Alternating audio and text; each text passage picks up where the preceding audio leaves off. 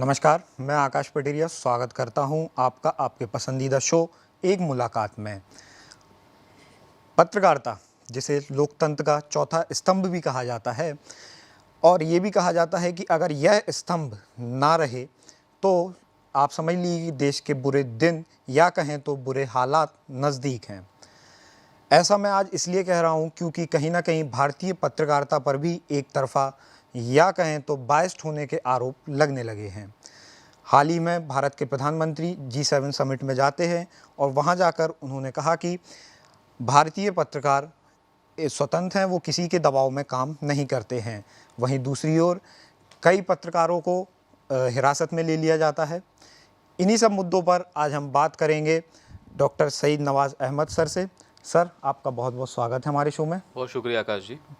Sir, जैसा कि पत्रकारिता में हम जब न्यूज़ लिखते हैं या फिर न्यूज़ बताते हैं तो उसका एक साधारण सा सिद्धांत है जो हम अपनाते हैं 5W1H का। उसी सिद्धांत को देखते हुए मेरा आपसे पहला सवाल है कि सर, आप थोड़ा अगर आप अपने बारे में बताएंगे, कहाँ से आपकी शुरुआत हुई, कब आप पत्रकारिता की रुचि जागी और कैसे फिर आगे आपका सफ़र रहा? देखिए, मेरी भी शुरुआत वैसी ही थी जैसे ही मुझे लगता है हर मिडिल क्लास बच्चे की होती है कि पहले तो आपको अपने सपनों से ज़्यादा अपने घर वालों के सपने पूरे करने होते हैं। और हमारे टाइम पे 2 या 3 ही ऑप्शन थे, या तो डॉक्टर बन जाओ या इंजीनियर बन जाओ या MBA कर लो। तो यही 3 ऑप्शन मेरे पास भी थे और मैंने कोशिश भी करी, मेडिकल की पढ़ाई करी, बट नहीं हो पाया, शायद वो इंटरेस्ट नहीं था। एक चीज़ थी जो मुझे बहुत बाद में रियलाइज़ हुई कि मैं थोड़ा क्यूरियस नेचर का आदमी हूँ और मुझे एहसास पहले नहीं होता था, लेकिन जब मैंने मास कम्युनिकेशन ज्वाइन किया एज ए कोर्स मास्टर्स में, तो मुझे लगा कि हाँ, इसमें तो मज़ा आ रहा है। शुरुआत में तो लगता था कि रिपोर्टिंग है, घूमने को मिलेगा, बाहर जाने को मिलेगा, लेकिन जब जाकर आपने ग्राउंड रियलिटीज़ पे काम किया तो फिर एहसास हुआ कि नहीं, ये एक बड़ी जिम्मेदारी का प्रोफेशन है। यहाँ सिर्फ आप मस्ती मज़े के लिए नहीं आ सकते। और उसके बाद शुरुआत हुई, मैंने रेडियो में भी काम किया, ऑल इंडिया रेडियो में भी, युवाणी में था मैं। उसके अलावा मैंने कुछ न्यूज़पेपर्स में काम किया। उसके अलावा मैं बाहर भी गया, वहाँ पर भी रेडियो में मैंने as a news anchor, news producer काम किया, शारजा में करीब 5 साढ़े 5 साल। और फिर वापस आके यहाँ पर भी एक न्यूज़पेपर में काम किया। 8-10 साल इंडस्ट्री में काम करके एक पॉइंट आया कि मुझे लगा कि चीज़ें कुछ वैसी नहीं है जैसी मुझे चाहिए थी, और थोड़े हाथ पैर मारे। फॉर्चुनेटली कहिए, मैंने अपने कॉलेज दौरान में अपनी मास्टर्स कंप्लीट करने के बाद विजिटिंग की तरह कुछ कुछ पढ़ाया था, तो मेरा थोड़ा सा टीचिंग एक्सपीरियंस था, बहुत ज़्यादा नहीं। फिर मुझे मौका मिला एक जहाँ बैठे हैं वहाँ पर काम करने का, और यहाँ पर मैं एकेडमिक्स में आया। मुझे लगा कि मैंने जो सीखा है थोड़ा बहुत, ज़्यादा तो नहीं, उस चीज़ों को मैं आजकल के जो भावी पत्रकार हैं, जो पीढ़ी है, उसके साथ शेयर कर सकूँ, और इसी इंटरेस्ट से मैं एकेडमिक्स में आ गया। सो अभी काफ़ी साल हो गए, 7-8 साल एकेडमिक्स में भी हो गए यहाँ पर आए हुए। तो अच्छा लगता है, मतलब मुझे अगर आप कहें कि मेरा पैशन क्या है, तो मुझे लगता है कि जर्नलिज्म के बाद right now my passion is to educate people as a teacher कह लीजिए, एज अ आप एक मॉड्यूल की तरह हम चीज़ों को चलाते हैं ताकि बच्चों को प्रैक्टिकली भी समझ में आए। तो अभी तो यही ऑब्जेक्टिव है। सर, हाल ही के दिनों में जैसे भारतीय पत्रकारिता पर आरोप लग रहे हैं कि वो बायस्ड हो चुकी है। सर, क्या आपको भी लगता है कि आज की पत्रकारिता अपने मार्ग से भटक चुकी है? देखिए, सवाल बहुत बहुत जगह उठता है, बहुत प्लेटफॉर्म पे उठता है। स्टूडेंट्स भी मेरे पास आते हैं, मैं उनको यही कहता हूँ कि देखो, अगर आप ये कहते हो कि आज की पत्रकारिता जो है बायस है और 10 साल पहले पत्रकारिता बड़ी निष्पक्ष थी, तो मैं तो ये कहूँगा कि पत्रकारिता का कोई गोल्डन एरा बहुत नहीं रहा। हर दौर में पत्रकारिता पर हमले हुए हैं। आप इसकी शुरुआत करें, अगर इंडिया में जो जर्नलिज्म की शुरुआत करी ब्रिटिशर्स के आने के बाद, जो भारत का पहला अखबार था, जेम्स अगस्टस हिक्की ने निकाला कलकत्ता से, बंगाल गैजेट नाम से।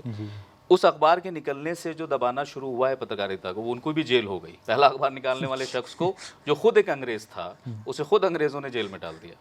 वो अखबार बंद हो गया। फिर धीरे धीरे अखबार आने लगे। फिर चूँकि हमारे वहाँ सबसे बड़ी जो चीज़ है, आप इसको कह सकते हैं कि we have cultural diversity in our country. तो हमारे वहाँ रीजनल प्रेस का बड़ा इंपॉर्टेंस है।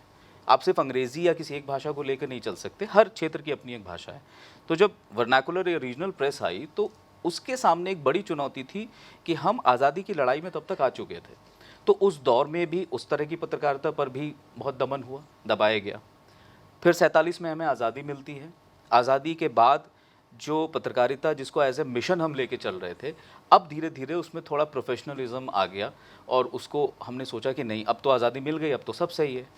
लेकिन उसके बाद भी ऐसा नहीं है कि बड़ा स्वर्णिम काल रहा। 1975 की इमरजेंसी आप सबको याद है, तो ऐसा तो नहीं कि 1975 में सब बहुत अच्छा था। उस दौर में अखबारों के पत्रकारों को, अखबारों के एडिटर को जेलों में डाला गया। टीवी का दौर आया, उसमें भी है। आज डिजिटल का दौर है, तो ये दौर चलता है। मुझे ऐसा लगता है कि पत्रकारिता बायस हो गई है, नहीं हो गई है, ये आम जनता तक फीलिंग जो जा रही है वो कहीं ना कहीं उन खबरों को देखकर आ रही है जो हम देखते हैं। मैं अगर करंट बात करूं तो मुझे ऐसा लगता है कि कहीं ना कहीं पत्रकारिता जगत भी दो हिस्सों में बटा हुआ मुझे दिखता है। एक जो दूसरे वाले को गोदी मीडिया कहता है, और एक जो कहता है कि अरे ये सो कॉल्ड लिबरल और सो कॉल्ड ये ऐसी बातें करते हैं। तो मुझे लगता है पत्रकारों को खुद बहुत ज़रूरत है देखने की कि जो वो कंटेंट परोस रहे हैं, वो कंटेंट क्या वाकई जो पत्रकारिता के मूल्य हैं, जो आपने शुरुआत करी 5W1H की, ऑब्जेक्टिविटी की, अनबायसनेस की, क्या उन पे खरे हैं? जब वो खुद सेटिस्फाई हो जाए तब तो फिर हम बात करें कि कितने बायस हैं कितने नहीं। बायस, अनबायस, प्रेशर ये हमेशा रहा है, कभी ज़्यादा हो जाता है, कभी कम हो जाता है। तो फिलहाल मुझे ऐसा ही लगता है कि it's a mix thing. Sir काफ़ी दिनों से एक सवाल जो मेरे को कहीं दो तीन लोगों से सुनने में भी आया है जो अखबारों में काम करते हैं, तो आपने किया, आपका एक्सपीरियंस, तो वो सवाल मैं आपसे पूछना चाह रहा हूँ कि सर ये सवाल ये है कि सर अगर विज्ञापन जैसे जो मिलते हैं सर, सरकारी विज्ञापन, बट कहीं ना कहीं अखबार वालों का ये कहना रहता है कि अगर हम गवर्नमेंट के अगेंस्ट कुछ लिख देंगे या उनके अगेंस्ट कुछ खबर छाप देंगे तो फिर हमें सरकारी विज्ञापन नहीं मिलते हैं। बिल्कुल सर ठीक ऐसा बात कुछ है। होता है नहीं, क्या? बिल्कुल ठीक बात है। मिलेंगे नहीं मिलेंगे वो एक अलग बात है, लेकिन ये तो सच है कि मीडिया में जो भी काम करते हैं, चाहे मैं हूँ चाहे आप हों, और हम सब की जो सैलरीज़ हैं, क्योंकि मुझे लगता है शायद दुनिया में कोई ऐसा प्रोडक्ट नहीं होगा जो अपनी कॉस्ट से कम पे बिकता हो। न्यूज़पेपर एक इकलौता प्रोडक्ट है, आपको कितने में मिलता है? 5 रुपए का, 7 रुपए का, और उसकी जो कॉस्ट आती है वो आती है करीब 18 रुपये, 20 रुपये। तो 20 रुपये का अखबार 7 रुपये में कैसे दे रहे हैं वो? क्योंकि बाकी का जो मार्जिन है वो उन्हें ऐड से लेना है, ऐड से उसे वो मार्जिन भी कवर करना है, ऐड से उन्हें अपने एम्प्लॉयज़ को सैलरी भी देनी है। बट मेरा ये सवाल है कि अगर आप मेडिकल प्रोफेशन में जाते हैं सपोज़, और आप डॉक्टर बनते हैं और आप कहते हैं यार मैं तो सोच रहा था मेरी कमाई ज़्यादा हो, और यहाँ तो कमाई उतनी है नहीं, मेरे तो दिन के 20 मरीज़ ही आ रहे हैं, मैं सबसे 400 रुपये ले रहा हूँ, तो क्या आप मरीज़ की किडनी निकाल के बेचने लगेंगे? Because you need money. Her profession के अपने एथिक्स होते हैं। आप चुनते हैं उस प्रोफेशन में जाना, तो आपको उसकी सारी दोनों साइड ऑफ द स्टोरी पता होनी चाहिए। सिर्फ अगर पैसे ही कमाना है तो भाई बिजनेस कर लो, बहुत सारे स्टार्टअप हैं, आप भी कुछ कर लो, जॉब कर लो। लेकिन जर्नलिज्म में आ रहे हो, किसी पैशन के तहत आ रहे हो, तो मुझे लगता है कि सिर्फ ये कह के जस्टिफाई कर देना कि ऐड नहीं मिलेंगे इसलिए हम दब रहे हैं, तो मुझे लगता है फिर जर्नलिज्म नहीं चुनना चाहिए था आपको। फिर आप कोई और प्रोफेशन ढूंढते जहाँ ज़्यादा प्रॉफिट है। क्योंकि जर्नलिज्म को आप सिर्फ प्रोफेशन नहीं देख सकते, उसमें कहीं ना कहीं एक आपके अंदर फील होती। क्यों हम अपने आप को वॉचडॉग ऑफ द सोसाइटी कहते हैं? आपने भी बोला कि we are 4th pillar of the democracy. तो जब हम अपने आप को इतने बड़े बड़े नाम दे रहे हैं तो उसकी कुछ जिम्मेदारियां भी तो उठानी पड़ेंगी हमें। तो ऐड का प्रेशर होता है, लेकिन अगर आपका कंटेंट अच्छा है, लोग पढ़ते हैं, तो ऐड चलता है। ऐड आपको सिर्फ ऐसा नहीं कि गवर्नमेंट ऐड पे ही सिर्फ सर्वाइवल हो रहा है। आप अखबारों में उठा के देखिए, सो कॉल्ड आपको दुनिया भर के प्रॉपर्टी से लेकर दुनिया भर के ऑनलाइन जो वेंडर्स हैं उनके आपको ऐड ही ऐड भरे हुए हैं। गवर्नमेंट ऐड तो कभी कभी आते हैं। सर तो ये बड़े न्यूज़पेपर हैं सर, उनको तो कोई दिक्कत नहीं होती, उन्हें तो मिलता है। बट सर कुछ छोटे छोटे न्यूज़पेपर भी चलते रहते हैं, लेकिन वो तो गवर्नमेंट एड पर ही आधारित है क्योंकि उन्हें प्राइवेट मिल नहीं रहा है, और उनको पढ़ने वालों की तादाद भी सर अच्छी खासी है। अच्छी खासी है, लेकिन मैं इसीलिए कहता हूँ कि देखिए वक्त के साथ आपको भी थोड़ा बदलना आना चाहिए। न्यूज़पेपर एक कॉस्टली बिजनेस है क्योंकि इसमें फिजिकल मटेरियल यूज़ होता है, इंक यूज़ होती है, अखबार यूज़ होता है। आपको सिर्फ जर्नलिस्ट नहीं चाहिए, आपको प्रिंटिंग डिपार्टमेंट चाहिए, आपको बहुत सारे लॉजिस्टिक सपोर्ट चाहिए। इसीलिए अभी आप देखेंगे कि बहुत सारे जो वेटरन सीनियर जर्नलिस्ट हैं जो मेन स्ट्रीम मीडिया में कभी काम करते थे, लेकिन उन्हें लगता है कि अब वो उस मेन स्ट्रीम मीडिया का हिस्सा नहीं बन सकते क्योंकि वो उस तरह की खबरों को नहीं परोस सकते जो कॉम्प्रोमाइज़ करके परोसी जाए। उन्होंने क्या किया, वो अखबार खोल सकते थे, लेकिन उन्हें पता है कि अखबार में काफ़ी इन्वेस्टमेंट चाहिए, वो डिजिटल चले गए। आज आपको पता है कि इंटरनेट पेनिट्रेशन इंडिया में भी बहुत ज़्यादा है, करोड़ों लोगों के पास स्मार्टफोन्स हैं, है ना, उनके पास इंटरनेट भी है। तो आप डिजिटल प्लेटफॉर्म चुन के लोगों तक पहुंच सकते हैं। कुछ ऐसे अभी भी मैं वेबसाइट जानता हूं, आप भी जानते होंगे, जो पब्लिक फंडिंग मांग रहे हैं कि हमें मीडिया को अगर आप स्वतंत्र रखना चाहते हैं तो we don't want to depend on any ad, we want you to pay. Because जब हम घर में चाहे नेटफ्लिक्स, अमेजन के लिए पे कर रहे हैं ना, हमें अच्छा कंटेंट चाहिए तो we are paying 300 400 even 1000 rupees for them. So अगर आप 3-4 प्लेट ऐप भी लेते हैं तो 1,500 से 2,000 रुपये आप साल का पे कर रहे हो ना, तो इन्फॉर्मेशन हमें फ्री में क्यों चाहिए? तो मुझे लगता है ये थोड़ी सोच की भी बदलने की ज़रूरत है। As a reader, as a viewer, as a listener, हमें भी थोड़ा रिस्पॉन्सिबल होना पड़ेगा। हम सब मीडिया पे डाल दें तो मीडिया में जो काम कर रहा है उसे भी घर चलाना है। तो मुझे उसके सर्वाइवल, उससे अगर मुझे आज़ाद खबरें चाहिए तो मुझे उसको फाइनेंशियली सपोर्ट करना पड़ेगा एक रिस्पॉन्सिबल सिटीजन बन के। तो अगर ये होगा तो मुझे लगता है कि ये जो ऐड की डिपेंडेंसी की वजह से बायसनेस आई है, ये धीरे धीरे कम होगी। एक साथ तो नहीं होगी, लेकिन धीरे धीरे कम होगी। सर, हाल ही में भारत के प्रधानमंत्री जर्मनी गए, G7 समिट में उन्होंने शिरकत की सर, लेकिन वहाँ पर उन्होंने एक बात कही है कि भारतीय पत्रकारों पर कोई भी दबाव नहीं है और वो यहाँ पर स्वतंत्र होकर काम कर रहे हैं। सर, इस पर आपका क्या कहना है? सर, कर पा रहे हैं स्वतंत्र नहीं, होकर? देखिए मैं आपसे ये कहूँगा कि जो करना चाहता है वो कर रहा है। मैंने आपको जो एग्जांपल दिया, आप भी जानते हैं कि बहुत सारी ऐसी वेबसाइट्स हैं जिनके ऊपर लोग आज भी वो खबरें दिखा रहे हैं जो उन्हें दिखानी चाहिए एज ए पत्रकार, समाज के उन मार्जिनलाइज सेक्शन के लोगों की जिनको शायद बाकी मेन स्ट्रीम मीडिया नहीं छूता। मुझे ऐसा लगता है कि यहाँ सरकार के प्रेशर से ज़्यादा लोगों ने खुद कॉम्प्रोमाइज़ कर लिया है, because we all are living in a physical world जहाँ पर हमने अपनी ज़िंदगी को लग्जरी बनाने के लिए 10 लोन ले रखे हैं, गाड़ी का लोन, घर का लोन। तो एज ए जर्नलिस्ट जब मैं लोन लेके रखा हूँ और मेरा घर EMI पे है, तो कहीं ना कहीं मैं डरूंगा कि मेरी जॉब ना चली जाए।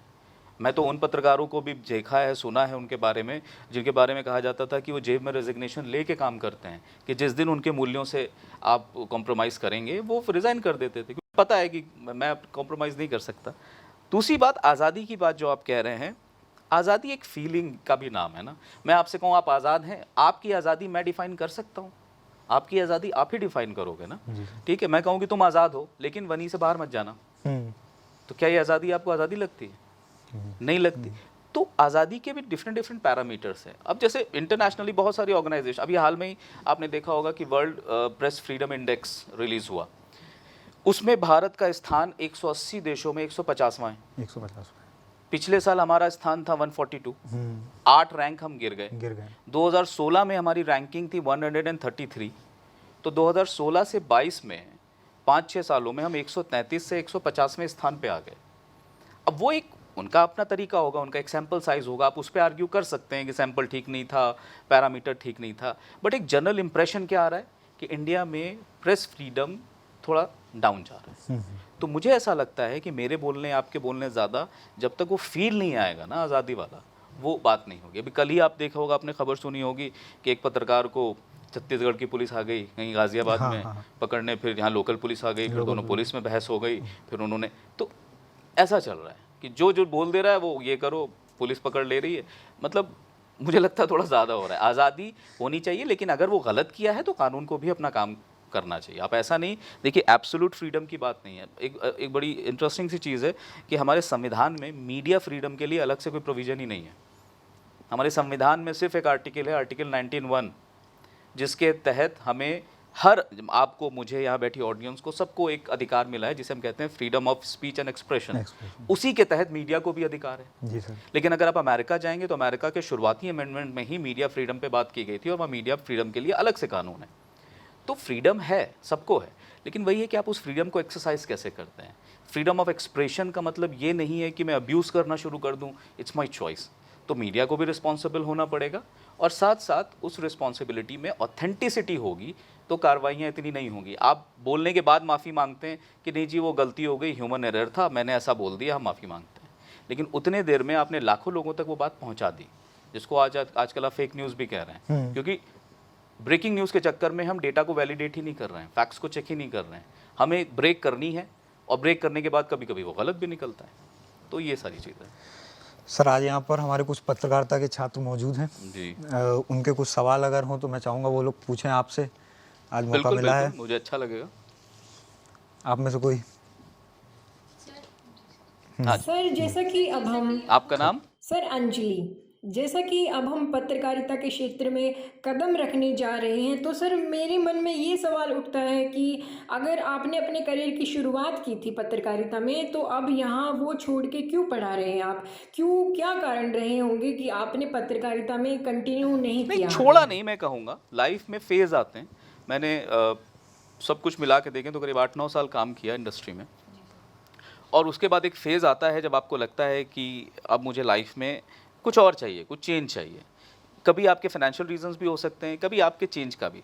तो मुझे ऐसा लगा कि यार मैंने जो सीखा है इंडस्ट्री में, जो भी थोड़ा बहुत सीख पाया, अब अगर मैं क्योंकि मैं भी देखता था कि जर्नलिज्म में जो बच्चे आ रहे हैं उनको आपने मैकेनिकली तो बहुत प्रिपेयर कर दिया है। They know camera, they know how to set a light, set up mic, ये सब तो technically they are sound, but content में वो बात नहीं है।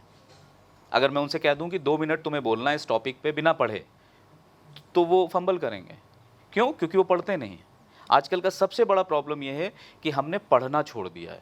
मोबाइल आने के बाद हम देखना शुरू करें, और मैं कहता हूँ इसमें भी कोई बुराई नहीं है, मत पढ़िए बट सही चीज़ तो देखिए। मैं खुद किताब से कम पढ़ पाता हूँ, बट मैं अपने मोबाइल से ही पढ़ता हूँ। और क्या पढ़ता हूँ, जैसे मेरा हर दौर में एक होता है, जैसे आजकल मुझे शौक लगा था पिछले दिनों हिस्ट्री का, क्योंकि जब स्कूल में हिस्ट्री पढ़ी थी तो बड़ी बोरिंग थी, क्योंकि आप सिर्फ पानीपत कब हुई, पहली लड़ाई कब हुई, दूसरी लड़ाई कब हुई, ईयर याद कर रहे थे, अकबर कौन था, बाबर कौन था, कौन किसका बेटा था। हम लोग सिर्फ मेमोरी का टेस्ट ले रहे थे बच्चों की। लेकिन अब जब मैं जाता हूँ, मैं देखना चाहता हूँ कि यार मुगल एम्पायर कितना बड़ा था, या ऑटोमन एम्पायर कितना बड़ा था, या पहली सिविलाइजेशन कौन थी, हड़प्पा मोहनजोदारो से पहले भी क्या इस दुनिया में कोई और सभ्यताएं भी थी, मेसोपोटामिया या कहीं और। तो मुझे इंटरेस्ट आता है, तो मैं जाके फ्री का कंटेंट भी यूट्यूब पे बहुत अच्छे अवेलेबल हैं, अच्छी डॉक्यूमेंट्रीज़ पड़ी हुई हैं, आप वो देखिए, उन डॉक्यूमेंट्रीज़ को देखिए, तो आपको नॉलेज मिलेगी। आप नहीं पढ़ना चाहते मत पढ़िए, बट आप ऑडियो विजुअल फॉर्मेट को तो यूज़ करिए। तो मैं इसीलिए आया कि शायद मैं कुछ चीज़ें शेयर कर सकूँ, और मुझे जब मैंने पढ़ाया तो मुझे बड़ा सेटिस्फैक्शन मिला। देखिए, मेरी लाइफ का एक फंडा है कि अगर आपका प्रोफेशन जिससे आप अर्न करते हैं उस काम में आपको मज़ा आता है, तो उससे बेहतर कॉम्बिनेशन कोई नहीं है। बहुत सारे लोग कॉम्प्रोमाइज़ करके जॉब करते हैं क्योंकि उन्हें पैसे चाहिए, बट मैं ये कह सकता हूँ कि मैं इस प्रोफेशन में किसी कॉम्प्रोमाइज़ की वजह से नहीं हूँ। आई लव टीचिंग, मुझे अच्छा लगता है, मैं कितना भी डल हूँ, मुझे अभी मैं आया था, मुझे बहुत थोड़ी डलनेस थी, बट जैसे ही बैठा हूँ, आप लोग को देखा, स्टूडेंट देखता हूँ, एक एनर्जी अपने आप आ जाती है। तो I am enjoying this, that's why I am here. Sir, मेरा भी एक सवाल है। मेरा नाम शशि शेखर है। मैं post graduate diploma in journalism and mass communication का छात्र हूँ। जी शशि, बताएं। सर, पत्रकार की निष्पक्षता पर बहुत सारी बातें हुई, तो मैं बतौर पत्रकार आगे अपने आप को साफ और स्वच्छ रहकर कैसे काम कर सकूं, इस पर थोड़ा गाइड कर दीजिए। देखिए, स्वच्छ, साफ, निष्पक्ष इस बात पर डिपेंड करता है, आप बैठ सकते हैं, कि आप अंदर से कितने सेल्फ मोटिवेटेड इंसान हैं। मैं आपके दिल में निष्पक्षता जगा नहीं सकता। अगर आप अंदर से पहले ही प्री कंसीव नोशन के साथ आए हैं कि मेरा सही ये है और मैं अपने सही से नहीं हिलने वाला, सामने वाला भले लॉजिकल हो, तो फिर ठीक है। लेकिन मेरा मानना है कि सबसे पहले ईमानदारी दुनिया को बताने से पहले खुद के लिए हुई है। खुद के लिए होने से मेरा मतलब ये है कि सही गलत को जज वैसे मत करिए जो आपके पड़ोसी ने आपको बता दिया। हमें ऊपर वाले ने अक्ल दी है, हम सब पढ़ लिख सकते हैं, अपना सही गलत खुद तय करिए। चाहे वो किसी सोशल इश्यूज़ की बात हो। एक जब नॉर्मल से एग्जांपल देता हूँ, जर्नलिज्म में एक चीज़ बहुत होती है कि मान लीजिए गवर्नमेंट की एक स्कीम आती है। अब ऑब्वियस बात है, गवर्नमेंट अपनी स्कीम की कभी बुराई करेगी? कोई करेगा? नहीं करेगा, क्योंकि गवर्नमेंट स्कीम लाई है यही सोच के लाई है ना कि अच्छी है, तो अच्छी सोच के लाई होगी। उसके लिए अखबार में ऐड आते हैं, टीवी पे ऐड आते हैं। अब एज ए जर्नलिस्ट मैं भी बैठ कर, बहुत बढ़िया स्कीम है, सरकार ने बोला इसमें इतने लोगों को फ़ायदा मिला, इतने लोगों को इतने पैसे मिले, ये मिल गया। आप वो बोल रहे हो जो सरकार ऐड में लिख रही है, तो ये जर्नलिज्म नहीं है, ये तो आप पीआर कर रहे हो। जर्नलिज्म ये है कि उस दावे को ज़मीन पे जाके चेक करो, अगर जो कह रहे हैं सही है तो वो दिखाओ। ऐसा नहीं कि हमें हर जगह कमी निकालनी है। एक शब्द को लेके लोग अक्सर कंफ्यूज रहते हैं, सबको लगता है कि journalism is all about criticism. नहीं, journalism is all about critical analysis of things. क्योंकि क्रिटिसिज्म वर्ड का मतलब ही थोड़ा निगेटिव है। मैं कहूँ शशि, मैं आपको क्रिटिसाइज़ करना चाहता हूँ, तो पहला इंप्रेशन क्या आएगा, सर इसकी कुछ कमी बताने वाले हैं, है ना, कुछ बुराई करने वाले हैं। लेकिन मैं कहूँ शशि आइए बैठिए, we will critically analyse you, तो आपको लगेगा कि सर मेरी 2 अच्छी बातें भी बताएंगे, 2 कमियां भी बताएंगे, तो आप खुश होकर मेरे पास से निकलोगे। और मैं बताऊँ तुम ये गरीब कमी, ये कहेंगे अरे यार ये आदमी और डीमोटिवेट कर रहा है मुझे। तो जर्नलिज्म भी यही कि आप क्रिटिकली एनालाइज करो। अगर ग्राउंड रियलिटीज़ वो नहीं है जो दावे हो रहे हैं तो आप वो दिखाइए, लेकिन अगर जो दावे हो रहे हैं वो हो रहे हैं तो वो भी दिखाइए। तो इस लेवल की ईमानदारी पहले खुद के लिए लाइए। प्रॉब्लम क्या है, एज ए सिविलियन हम आरटीओ जाते हैं तो सोचते हैं कि कोई बंदा मिल जाए जो 2000 ले और मेरा लाइसेंस बना दे, मुझे 3 चक्कर ना काटने पड़े। और एसी कमरे में बैठ के हम भाषण देते हैं, भ्रष्टाचार बहुत है इस देश में। आप खुद 2000 रुपये दे के आए हो अभी। तो हम सब कन्वीनियंस चाहते हैं, लेकिन अपने लेवल पे नहीं। हम सब सोचते हैं कि यार मैं तो ठीक है, बाकी सब सही हो जाए। तो अपनी ईमानदारी लाइए, ये सोच के मत आइए जर्नलिज्म में कि आप क्रांति ले आएंगे, आप सब कुछ बदल देंगे। आप ये सोच के आइए कि मैं अपने हिस्से की ईमानदारी दिखाऊंगा। अगर मेरे प्रोफेशन में मेरी नौकरी बचाने के लिए मुझे 10 में से 6 खबरें ऐसी करनी पड़ती हैं जहां मुझे कॉम्प्रोमाइज़ करना पड़ता है, तो फिर भी 4 खबरों का स्कोप तो है जहां पर मैं वो कर सकूं जो मुझे रात में सुकून की नींद देगा। तो ये सोच के शुरू में आइए और अपनी पहचान बनाइए। सच बात ये कि एक बार आप पहचान बना लेते हैं तो आपसे गलत कहते भी नहीं हैं लोग, जानते हैं यार ये आदमी ये नहीं करेगा। मेरे पास स्टूडेंट आते हैं, शुरू मैंने जब एकेडमिक्स ज्वाइन किया तो कुछ बच्चे आए और एक दो ने मुझे मैसेज किया कि सर कल एग्ज़ाम है, कुछ इंपॉर्टेंट बता दो। उन्हें पता है पेपर मैं बना रहा हूँ। अब अगर मैं उस दिन उस फेवरेट स्टूडेंट को 2 सवाल बता देता तो हर सेमेस्टर का हर बच्चा मुझसे इंपॉर्टेंट पूछ रहा होता, क्योंकि मैंने अपने लेवल की ईमानदारी एक बच्चे के फेवरेट होने की वजह से कॉम्प्रोमाइज़ कर ली। मैंने उससे कहा बहुत टूक शब्द में, मैंने कहा बेटा आज तो पूछ लिया, आइंदा से ना पूछना। मेरा फेवरेट होने के नुकसान ज़्यादा हैं, फ़ायदे कम हैं। क्योंकि जो मेरा फेवरेट स्टूडेंट होता है उससे मैं वाइवा में ज़्यादा सवाल पूछता हूँ, क्योंकि तू आके मेरे पास बैठता था 4 घंटा, तो तेरी नॉलेज बाकियों से अच्छी होनी चाहिए। तो अगर तुम्हें नहीं है तो ये मेरा भी फेलियर है। तो मेरे बच्चे वही फेवरेट हैं जो मैं उनको ज़्यादा ग्रिल करता हूँ वाइवा में। तो इस लेवल की आज किसी की हिम्मत नहीं होती कि आगे मुझसे कहते कोई इंपॉर्टेंट बता दीजिए। उस दिन मैं कॉम्प्रोमाइज़ कर लेता तो मेरा होता, ये भी उड़दा होता कि पैसे लेते हैं, है ना। तो अपने लेवल की ईमानदारी छोटी छोटी होती है, उससे आप अपना बिल्ड करते हैं। सर हमारे साथ जुड़ने के लिए बहुत बहुत धन्यवाद। बहुत शुक्रिया, बहुत अच्छा लगा आपने मुझे बुलाया, थैंक यू सो मच। और उम्मीद करता हूँ कि जो बातें हुई हैं उसको पॉजिटिव सेंस में ही लिया जाएगा और हम सब एक अच्छे इंसान, अच्छे भारतीय और एक अच्छे नागरिक बनेंगे। आपका भी हमारे साथ जुड़ने के लिए बहुत बहुत धन्यवाद। अगले हफ्ते आपसे फिर मुलाकात होगी एक नए विषय पर, एक नए मेहमान के साथ। तब तक के लिए धन्यवाद।